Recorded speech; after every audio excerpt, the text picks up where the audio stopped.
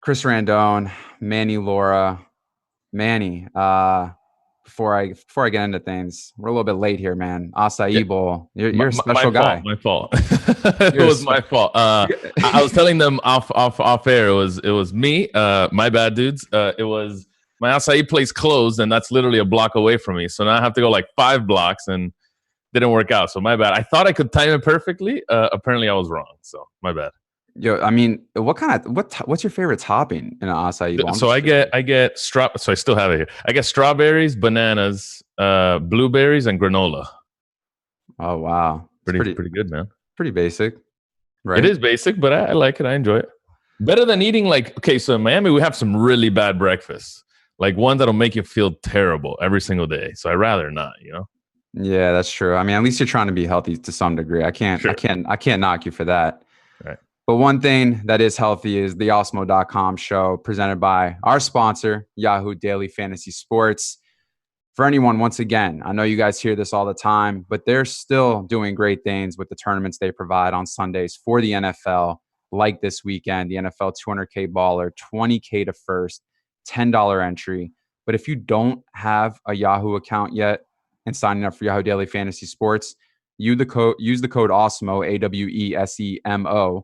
It'll get you $30 in Yahoo Sports Rewards points, which gets you 3 free entries into this tournament. So if you haven't done it yet, do so. Code is AWESEMO. And once again, thank you to our sponsor, Yahoo Daily Fantasy Sports. Today's going to be a little bit different kind of show. I wanna do some things with ownership, buy, sell with the field, see what kind of strategies we can use with this type of information that we have right now, 48 hours before lock. But then I want to go into some topics regarding Fantasy Cruncher, different things that we've seen over the season so far. So that way we can really take advantage of the last few good weeks in the NFL. Because once week 16, week 17 comes, things kind of change. Games don't mean as much. And with the time frame that we have left, I still think there's enough time to maximize the opportunity and end this season on a good note. Yeah, I think you're right. I think there's some so this week is kind of different where we don't have the guy that's going to be 40 or 50% owned, right? There isn't a clear value, at least I don't think so. And when that's the case, I think it makes the weeks much easier, but and we don't have to make as tough decisions, but again, we'll see. It's still we're still 2 days away, so we'll see. All right, so let's do it, man. Let's get into this ownership. We'll start off with DraftKings.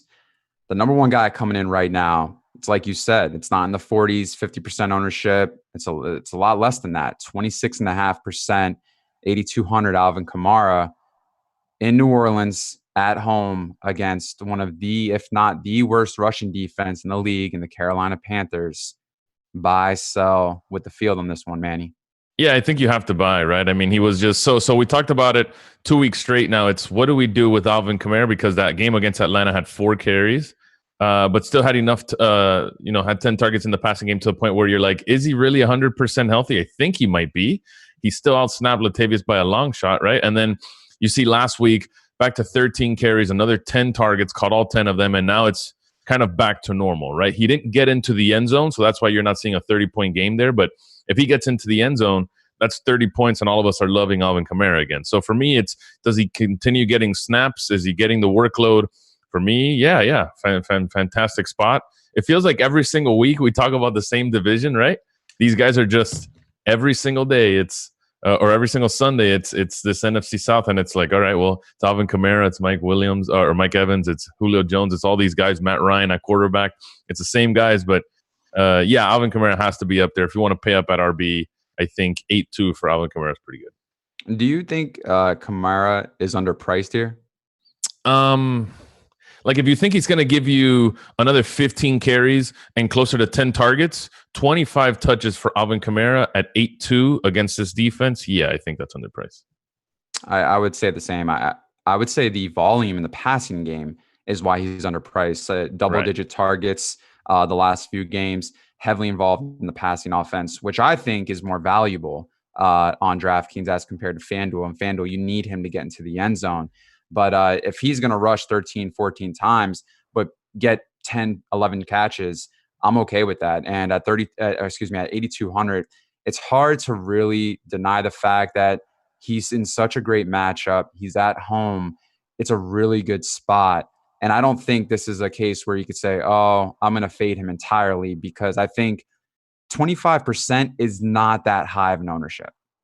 No, it's not that high at all. Remember, last couple of weeks we've seen some pretty clear chalk value. Not obviously not the high end guys, but some value be at 40%, 45. We've seen upwards of 60 depending on the stakes you're playing, right? So it's really it's finally a week where we don't have to make a tough decision, right? I think we were getting tough decisions because guys were so high owned that all of a sudden it's like, all right, at what point can we stop playing them? Because eventually someone's going to get too high owned, and in football the variance is so evident that that ownership number really isn't that high compared to in NBA, where someone has to be really owned for you to consider fading them. I think in NFL that number is much lower, but looks like we're A-okay this week. If Alvin Kamara is the highest at 26.5, 27, then I think we're pretty good. Yeah, I could see myself going over the field with Kamara if he stays at that type of ownership. Next guy, Julio Jones, same division, going into Atlanta, 26.5%, or excuse me, at home against the Bucs, 26.5% as well. So these two guys, both 26.5%, going to be facing one of the worst passing offenses in the league in Tampa Bay. Great matchup again for another great player. It's hard to kind of not overlook this. It's kind of like, man, okay, how do you not press the lock button here? Yeah. I think you're totally right. If you look at even what he's done in tough matchups, obviously had Bradbury, Lattimore in back-to-back weeks, so really tough to get production out of him. But everyone knows this matchup, and to the point where you could have 2 bad weeks at 7,500 or mid sevens across the industry, and then all of a sudden get bumped up to the 8K range. And if that's the case, just play the best players on the board when you can. Julio has to be one of them, right? He was resting, I think, during the week because of a foot issue, but I think it's precautionary. I think he's 100%. He's good to go. And if that's the case, man, this is such a good matchup. They're at Tampa playing like the very best run defense. If you saw Kamara's numbers, played Tampa last week, and then I guess you could argue that's why he struggled a little bit on the ground. But if they're that good on the ground and that bad against the pass, Matt Ryan to Julio seems like a really, really good combination this week. Yeah, I mean, I think both wide receivers, him and Ridley, are great plays here. This is a passing team. They're going to throw the ball, and we saw last week where so much chalk was heavily put on this running back in Brian Hill, yep. And really disappointed over 50% of the field. And it's because this team, their identity has always been pass, and it's nothing against Brian Hill, but he just wasn't a good play, regardless of the matchup, the type of offense that they run. It was just not the most optimal play for Brian Hill. And I mean, we saw this passing game really take off yet again. And Ridley and even Jones, I mean, it wasn't necessarily the same production as Ridley, but once again, he's a superstar. 8 targets, 6 catches, almost broke the 100-yard. But I mean, the only thing with Julio is he hasn't seen the red zone, or excuse me, the end zone for I think almost 2 months now. I think it's 8 games. So it's very for FanDuel. I could see this being somewhat iffy because you don't get the PPR like DraftKings, and you don't get the bonus if he gets the 100-yard bonus. So I think on DraftKings, I do like it. On FanDuel, it might be a little bit of a different narrative. Yeah, for sure. I think if you're listen, anytime on FanDuel, here's the thing about FanDuel: it's you're counting on touchdowns so heavily that all you can do is put yourself in good spots, and then hopefully the touchdowns land your way, right? I think there's more of a case to fading on FanDuel sometimes because of that specifically, but the whole touchdown stuff with Julio is starting to come back again, right? Oh, he's so good but can't score touchdowns. That's a very volatile statistic, I think. And as long as you can be in good spots, produce, then the touchdowns will come. Seems like a pretty good spot on the surface. Next guy, going back to New Orleans, 24.6%. Mike Thomas, 9,300. I'm just curious, why did his price tag come down from last week? I mean, which I'm not complaining because right. even at 10K last week, he still got there. 10 targets, 8 catches, 114 yards, a touchdown. He is just so good, and he is just such the primary weapon in this offense.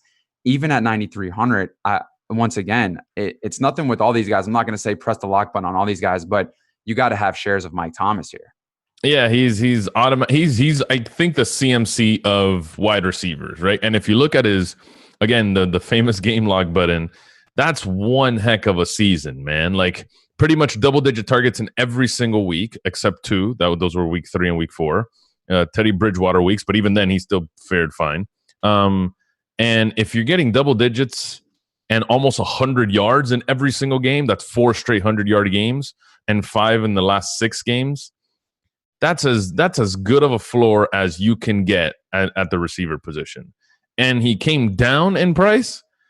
Doesn't make sense. I get it because the matchup is pretty tough. But he's shown throughout the year, doesn't matter who he faces, that he's capable of putting up 100-yard games and double-digit targets. So I get it. Probably a matchup thing, but I mean, I don't care if he's out there. If it's Drew Brees. It doesn't really matter who it is. But if it's Drew Brees, just giving him 10 to 12 targets a game, yeah, sign me up all the time. You can't fit them all. So we've talked about Kamara, Jones, and Thomas. You can't fit them all. But and if I were to rank them in order, I think it's the same order we're talking about them in. But Michael Thomas, I think a fine play. So this is one of the topics that I want to talk to today, and I might as well just ask it now because you have a lot of plays, top of ownership, same games, and one of the questions that I wanted to ask was, these are great players and great matchups, but sometimes it gets so heavily concentrated on these games that we don't focus on maybe other great plays and great matchups, which obviously ownership isn't there. And I think where I want to go with this is like Josh Allen last week and John Brown, right? Against Miami, one of the worst pass defenses in the league. But everyone was so focused on Brian Hill and the wide receivers from the Bucks and just all of this concentrated ownership. And so I guess the question that I want to ask is when we see all of these top players from the same game up at the top, is there a way where we can still have bits and pieces, but I guess also divert our attention on maybe other areas where we're not necessarily looking? Because I think this somewhat hurts a lot of people on a week-to-week basis. Yeah, so interesting that you asked that because someone in YouTube chat I think had something similar, right? I believe it was Timothy who asked if I could replicate Chipotle's strategy or whatever, why wouldn't I run it in tournaments? And that's kind of what you're asking, because if we've covered Chipotle a few times on my stream, and we've talked about it vaguely on I think the Monday show here. It's he gets very different from the field when ownership reaches a certain point, right? And I do consider him one of the best, if not the best, NFL player right now. And I say it's to answer both of you guys. It's one thing to actually do it and see the lineups you're coming out with, and then to put money behind it and run it. I said flat out on the Monday show, I couldn't see my lineups and say that's exactly what I wanted to put money behind, because it just felt so weird being on Josh Allen, John Brown, and Devontae Parker when people are playing Julio, Michael Thomas, Kamara, and it's just like, damn, it's just really tough. So what I'll say, it's eventually everyone's going to get to a point where they're unplayable, right? That number is different for every player given their who they are, their matchup, what their projection is. If you want to consider standard deviation, sure, but it's really their price tag that drives that too, along with ownership. So for me, when I see someone that's, I don't know, say like a Brian Hill that's 60% owned in some tournaments, I know he's not going to reach his target score or be a top 5 value running back more than 60% of the time. So it's kind of, you're losing EV over time, right?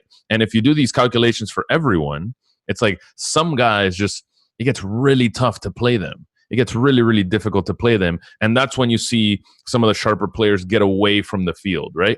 I think in this case, because, they're studs or whatever, it's really hard to get away from the guys we've talked about. But and the ownership really isn't all that high that I don't think we need to do that this week. But that's the idea behind going somewhere else with ownership. And as of right now, I don't think even the highest 26.5, 27 is enough to fade Kamara. I think he gets there most of the time, or a good amount of the time, to where 26 shouldn't make you fade at all. From the looks of it, there's probably some mid-tier guys that probably won't get there, but is nowhere near what we saw last week. And last week, I think, was really tough as far as ownership concerned. this week seems pretty straightforward. So I guess with Kamara and Thomas both being on the same team, two different positions, how do you go about it with roster construction with a stack? If you're going to run Breeze and you want to run Thomas, do you run Kamara as well in this situation? Do you abandon one? What's the optimal play here? Because obviously these two, if he's on the ground and he's in the air, I mean, they could count each other out, but Kamara is also in the air a lot of the times involved in the passing game. So this is a unique situation with a stack because Kamara is more like a hybrid wideout with how much he's involved in the passing game. So do you go with a 3-man stack, or is a 3-man stack, I guess, does it negate the fact of a 2-man stack probably being a little bit more optimal here? So in this case, both of these guys actually do complement each other, right? Because both are extremely involved in the passing game. If I told you that Ted Ginn was seeing the last 2 games 10 targets per game, you'd love to stack him, Michael Thomas, and Drew Brees, right? The fact of the matter is it's Kamara seeing these 10 targets just out of the backfield. So if you just erase what the position says next to Kamara and you see 10 targets, 8 targets, 7 targets, that's a guy you'd love to pair with Drew Brees because he has impact in the passing game, and Drew Brees can throw a touchdown to Kamara. I would not be surprised if Kamara caught a passing touchdown this week. And then Michael Thomas still gets his own. Drew Brees is still benefiting from everything there in the passing game. The truth about Kamara is he just gets 10 to 12, 13 carries on the ground. He doesn't get much more than that. And in games where they have really good game scripts, yeah, he'll probably get up to 15. But he does a lot of his work, at least his PPR work in the passing game. I think he's totally fine. You can play them both. I think then what comes into play is the pricing is just a tad bit prohibitive to where if Kamara has to reach his target score at 8.2, he has to have a really good game. So does Michael Thomas at his price tag too. And then obviously Drew Brees, being a top quarterback on the slate has to get to 25 to 30. So everyone getting 25 and then 30, that's a lot of points because of price tag. But if you're talking just raw correlation, yeah, I think they still make sense. Another guy, one more for DraftKings, 18.5%. Miles Sanders, 5,000, going to be at home against Seattle. I personally was off the Miles Sanders train last week against the Patriots. I didn't see any value or any upside against how good that defense is. And I couldn't imagine seeing that defense crumble 2 weeks in a row and coming off a bye week. So I just couldn't go with it, even though he was 4,100. I thought that Balaj, I hate to say it, was a better play. And even moving upwards, I didn't see anyone else. So here's the thing, though, with Sanders this week, he's 5,000, and obviously he got a lot of the snap counts last week. He was on the field running routes. I think he caught a few passes as well, but only 6 points. But him being 18.5%. Do you want to go here, or is this a guy that you can say, you know what, I can take a stand on and go somewhere else? Yeah, so here's the thing about Sanders, and we saw this play out pretty much perfectly last week. Yeah, the game script wasn't in his favor, but the game script wasn't horrible. They lost by a touchdown, and they were never down 2 scores in this game, right? It was extremely close the whole time, even though they played terribly, I think, on offense. Miles Sanders is just not a guy that, even with people out in the backfield, is going to see 20 carries or anywhere close to that, right? And then, although he's good in the passing game, and that's what people remember from all the whole season is just how good he's been in the passing game, the 86-yard game with a touchdown or whatever, there's also a realistic scenario here that it's only 3 to 4 targets per game. He doesn't get much more than that either. So to say he's some insane pass catching back that you think now with no one back there, he's going to do like some Jalen Samuels 13 targets out of the backfield, he hasn't gotten 5 in one game the whole season. And then if he barely even gets 5 carries when everyone's healthy, what makes us think he's going to get 20 now that when no one's back there? What makes you think he's going to get 20 when no one's back there? Like, it's just we're projecting something that's just not there because there's injuries in the backfield, right? And I don't know, little by little, Ajayi's going to be available and somehow steal carries a little bit. Like, I still project somewhat the same line we saw last week where it's 10 carries or so. I'd say 3 to 5 targets in the passing game. Is that worth that almost 20% owned, that 5K?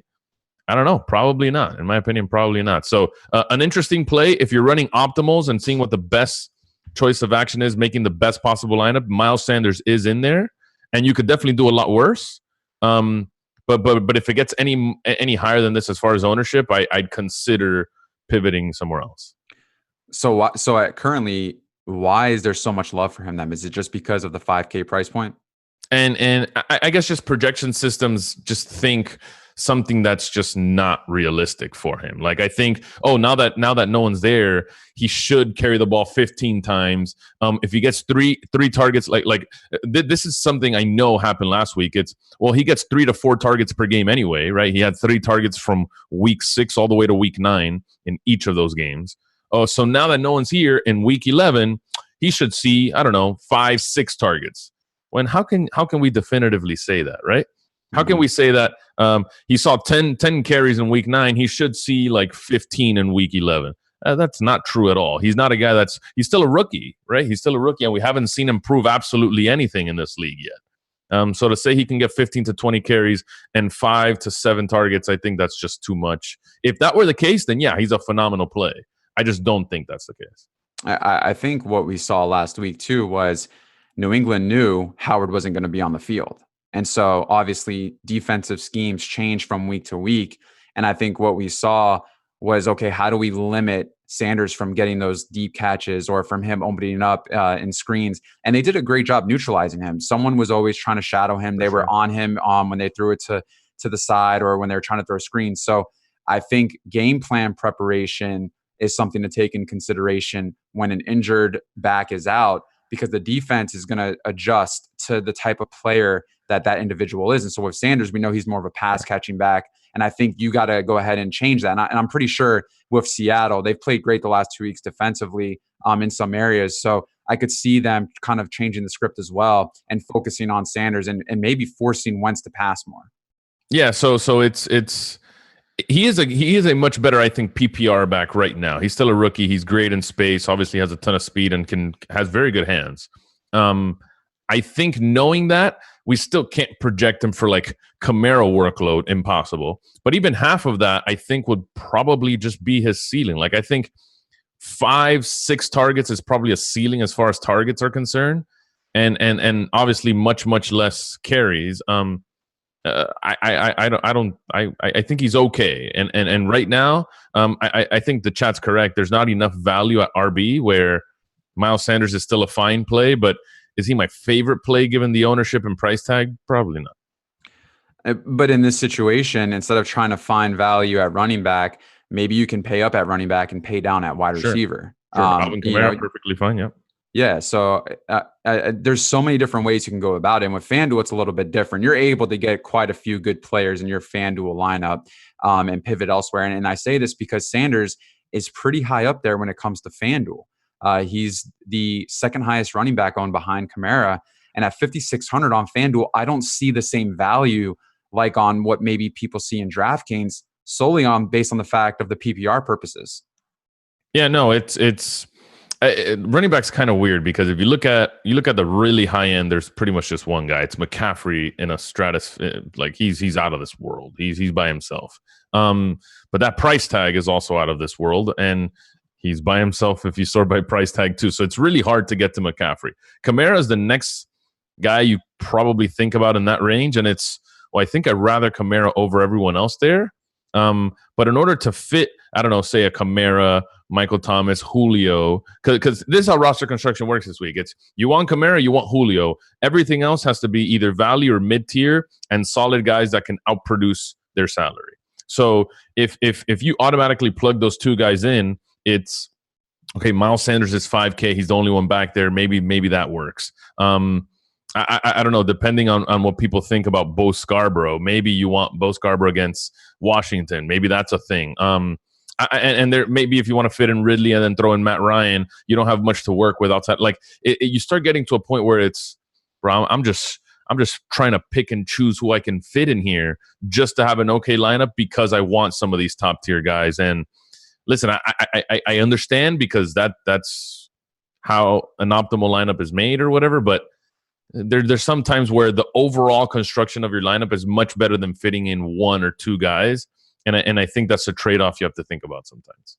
Mike in chat says, I'm playing as many Atlanta Tampa Bay game stacks as possible, so I will be paying down at running back. And I get that, but won't that be Everyone. the consensus of everyone? It's literally everyone's doing the same thing. It's so to get a good idea of what everyone's playing, it's just go into FC, just press calculate, see what comes up. What you're going to see is a sea of red for the Falcons, a sea of yellow or gold for the Saints, and then if you're running stacks, you're going to see the opposite side of those games with Miles Sanders just sprinkled in everywhere, because that is the very best lineup construction. Now, if I told you that in NFL, the volatility is through the roof, it's an 11-on-11 game where you cannot predict anything, how are we all going to be on the same game stack when there is, 11 games on the slate? Just seems kind of funny, right? Is it the best game? Yeah, by far. It is the best. Atlanta, Tampa Bay is the best game on the slate by far. How many times this season have we seen the best game on the slate not be anywhere near the top of tournaments? Almost every time. Yeah, almost every time. So I mean, just by default, I'd say get away from the game. If you want, say, one Julio or one Calvin Ridley, sure. But the whole game stack, everyone together, I mean, a lot of people are going to do that. So when I use Fantasy Cruncher, and I do this for NBA too, is when it pops up, those colors, like you say, like a lot of red. Last week, it was a lot of gold for Kamara and Thomas. And so what did I want? I wanted to sprinkle those guys in, not heavy on the game stack, but I knew where the key plays were, right? So this week, if you see a lot of red, which, I don't mind because, yes, it's a great matchup, but let's also not forget the fact of what this Falcons defense has done the last 2 weeks. Yep. Things have changed. And so maybe this is not the most optimal play. And if everyone's going there, I understand it. I'm not against it. I'm going to have a lot of different variations sprinkled into the lineup. But if you mean to tell me that Christian McCaffrey is sub 6%, if Nick Chubb is 11 or 12%, going down the line, these guys are in great matchups who have very high ceilings. And if no one's on them, I'd rather go there and figure out my roster from there. Yeah, for sure. So it's again, you want to be contrarian without being stupid, right? And we say it all the time. Here's a good idea that I used to run. I used to dabble in single entry and 3 maxes and this stuff. And in my brain, it would always make sense where this is how I would make it. I'd be like, all right, what's the most popular spot at every position, popular game, popular everything, and then how can I get a piece of that game so if it goes off, they're not beating me? Because, like, for example, if Julio goes for 150 and 2 TDs, I played Julio as a one-off in my lineup, and I get the Julio shares. But if Ridley didn't do that well and Matt Ryan wasn't the best quarterback on the board, perfect. I have everyone else's best player from that game while everyone's playing that game, and then I play a different game completely. So I'm not getting shredded by that Atlanta game because I still have bits and pieces depending on how many lineups I run. Like one lineup, I'll probably take Calvin Ridley from that game. The other lineup, I'll probably take whoever, and just get someone. And in my lineups, maybe stack, I don't know, someone else and call it a day. Maybe stack Carson Wentz in that Seattle game and make that my pairing with whoever I want at receiver. And I'm really different with my game stack, but I still have Julio, so you can't really beat me if you stack that Atlanta game because that's pretty much where all the points hopefully come from, right? So you want to play around with things like that where you're not getting shredded by that game if it goes off. I think that would be stupidity. But then not stacking that game and being different can go a really long way. I mean, let's just take another example real quick before we get into some of these interesting topics. Look at the Pittsburgh game at Cincinnati, and there's no ownership for that team. Yeah. Like that just doesn't... terrible total, but yeah, I understand. But how many terrible totals have there been where that's kind of irrelevant because it's a terrible total sometimes because one team is just projected for a very low point total. There's also a lot of bad games this week, to be honest. There's a lot of bad. No, I get it. But I mean, look at last week, right? Like the Jets passing game at Washington, no one wanted to go there because of the point total. Same thing with like Buffalo. No one wanted to go there because of the point total. Like I think sometimes we're concentrated on things that take away from maybe areas that prevent us from taking down tournaments. I really do. And I think that's why the pros excel at such a higher level because they understand this. And I think a lot of people still aren't getting it yet. Yeah, for sure. So here, if we do this math and I'll play it out for you here. It's if we do this math, say I don't know, pick any random game, Darnold or something, the Darnold's game. Or if you wanted to go to, I don't know, Baker and his game, say, how often does Baker and Odell get there? And say they get there, I don't know, 15 or 20% of the time, but they're 5% owned. That's a really good plan over time that will tell you that that play specifically will make you a lot of money. To where the Atlanta game probably gets there 40% of the time, right? But they're owned, I don't know, and I'm just throwing out a random number, 30% of the time. So it'll get you there, but over time, what's going to win you more money is playing Baker's spot rather than playing Atlanta's spot because of the difference in ownership and then how often they can get there, right? So it's not who's a better play per se, because all of us are always going to have the same answer. So this is where I think pros are a little bit better. We're all going to say Matt Ryan if we were not playing a zero-sum game and playing against other people. But if we're playing against other people and I know more or less what others are going to play, then I can make better decisions when factoring in payout structure and money and how top-heavy a tournament is and everything. It's just you all are going to play Atlanta? Okay. I mean, I also think Atlanta's a great play, but if I'm trying to win the damn tournament, eventually there's a number where I have to stop playing Atlanta because it doesn't make sense over time. It'll lose me money over time, right? So I think that's where you go. And then when you talk about guys like, I don't know, Driscoll and whoever that are going to be 5 or 3% owned, they'll get there maybe 6% of the time, but that's still a win in my book, right? And then you factor in Golladay and all these guys. Like there's really good value and tournament value, I'd say, in other games that are not the main games every single week. And us, because I guess we're so scared, and I say me because we're so scared to go to these guys, we don't see it. I think people who trust the numbers are proven winners year over year in NFL, man. It's just it takes some fortitude to get there, and that's the tough part. And one proven winner that we all know is Awesemo.com CEO Alex Baker, Awesemo, who is the number one player in the world. And for any of you who haven't joined yet, go to Awesemo.com/NFL. Use the promo code NFL Strategy. Get 50% off your first month. Go check out all the tools and resources created and used by the number one player himself, Awesemo, which is all the tools and resources that we use. So if you haven't, taken that extra leap yet, get involved. Awesemo.com/NFL, promo code NFL Strategy. Manny, and this goes into my question. Why does so much focus go on games with only high point totals? Yeah, it's people live and die by Vegas. And listen, it's not a bad way to do it, right? I think people are just understanding how to use Vegas and then apply it to DFS probably in a wrong way. So like a few things. Vegas is great for actually projecting games, right? So say you want to make your own projections, you want to guide yourself by Vegas.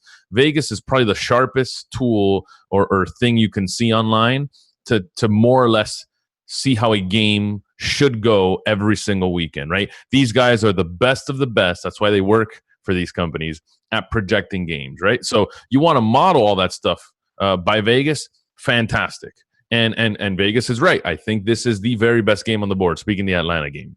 Now, how you play DFS based on this information, that's what needs to change.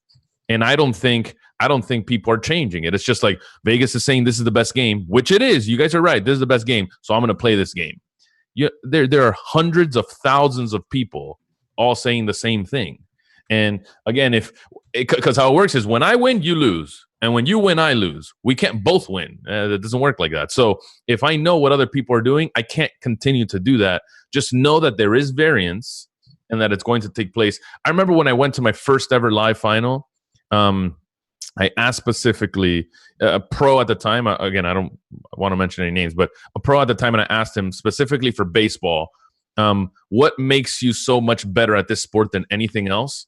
And he says, dude, just embrace the variance. Know that it is random in some sports and just make your lineups like if there is randomness about to happen. And it's, what the chalk is. It's fantastic. And that always stuck with me because, dude, we could all predict that this Atlanta game is going to be fantastic. But what happens is the day of tomorrow, all of a sudden, it's not Atlanta that has, a great defense for the last 2 weeks. Tampa Bay comes out playing like the best defense on planet Earth. You never know. So many things can happen. Again, it's 11 on 11. It's so just factor in variance and let it take its course over time. If you make correct decisions, you should be a winning player. Another question I wanted to cover, and this is a fantasy cruncher question. Grouping. When people group or they create rules, and specifically when they're doing quarterback, wide receiver, and then they have to have at least one wide receiver from the opposing team running it back, but then they don't get the actual wide receiver. And there's a lot of cases that we can cover. But how does one adjust and shift to get more of the wide receiver, or maybe just more exposure to the wide receiver that is the better play? Because sometimes Fantasy Cruncher will spit out like the wide receiver 2, the wide receiver 3, and it could be a salary thing. But how do we just make a tweak to where we can get more of the better grouping? Yeah, so groups essentially is just you, every time you play someone, it has to choose between whoever's in your group to fill in the lineup, right? At least, could be at most, could be exactly 2 players, could be however you want to create the group. So it just gives you more control over your basic play a quarterback with 2 wide receivers or tight ends, because it could pick anyone. It could pick Ted Ginn and Jared Cook in a Drew Brees lineup. It's filling in your rule, but I mean, I wanted Kamara and Thomas. Where's Kamara and Thomas, right? So essentially, my only thing is make your group as tight and specific as possible, right? So let's take the Atlanta group for instance. You want Matt Ryan keyed with, let's say, at least one of or say 2 of Julio, Ridley, and Gage, right? And it's, well, Gage keeps coming up. Like, I don't want Gage. I want more Julio because he's a better play. I have a little trick for that. It's using minimum ownership to get who the better player is, right? And the better player is always probably higher owned than there's special scenarios, but in that case, it's always going to be Julio that's higher owned, then Calvin Ridley, and then Russell Gage, right? So if you wanted to use like a minimum ownership to get more of those guys, you definitely can. And it's something where, little by little, we're trying to see how we can tweak it more efficiently. If you wanted to go inside, like you check your lineups after the fact. For those of you that crunch by quarterback, this will be much easier for you guys. There's so many things that we're constantly working on that can help. Also, I don't know if people saw this, but if you wanted to apply a minimum ownership, we added this, I think, about a week ago. If you wanted to apply a minimum ownership rule to a group or to positions, you actually can, right? And that's something we implemented, I think, about a week ago, to where you can say, I want, using ownership or projected ownership, allow a minimum of, I don't know, 50%, right? So then, and then you could apply it to the wide receiver position if you wanted to, right? So when it gets to wide receiver, all 3 receivers, or if you're playing 4 in the flex, have to be at least 50 total ownership or whatever, or could be at most 50, or however you want to play with it. But there's different little tips and tricks. If people aren't familiar with using this, I wouldn't advise it on the 2 days left to go till Sunday, unless you really want to put in time and put in extra hours or whatever. But there's little tips and tricks I use, primarily ownership, to get there. All right, so we got a couple more minutes left in the show. How big of a player pool is optimal for NFL? This depends. I usually just go by running by quarterback, right? So how many quarterbacks do you feel comfortable with? And then it depends how big your stacks are and how big your game stacks are. If you're running just 2-man stacks, a quarterback and a receiver, then the pool doesn't get that big. If you're running a quarterback and 2 pass catchers, then it gets a little bit bigger. And then if you wanted to add an opponent, it gets even bigger, right? So for me, it's guide yourself with some of the top guys and what they're doing. Just know that some run 3s, some run 4. So for me, it's you don't have to. It really depends on yourself. For me, I like keeping, and if you want to count defense, that depends on you too, right? So for me, I'd say anywhere from, I'd say the 60-ish range seems pretty good. I've seen anything from 80 to 90. Like, there are guys that use a ton of players. I am not in that camp. I think being in somewhere in the middle is okay. Especially if you're running 150. If you're running 20, that'd be a lot less. If you're running 5, 10, whatever, that's going to be a lot less too. So it really depends on you. I'd say anything from 8 to 10 quarterbacks seems pretty okay to me.